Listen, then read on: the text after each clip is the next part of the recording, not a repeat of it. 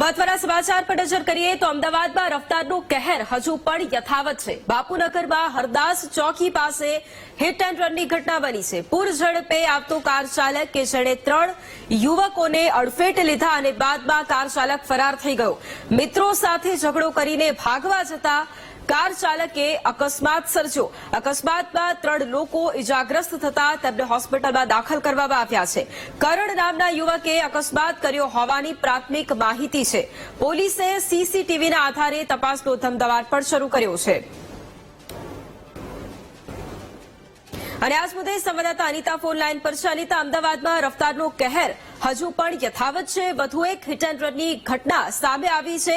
આરોપી કોણ હતો તેમના વિશે કોઈ વિગતો?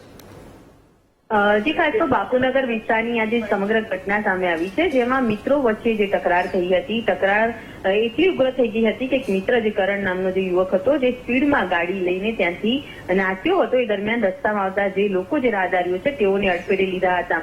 આ ઘટનામાં 5 લોકો ઇજાગ્રસ્ત થયા છે। ગંભીર ઇજાગ્રસ્ત થતા તેઓને સારવાર માટે પણ ખસેડવામાં આવ્યા છે।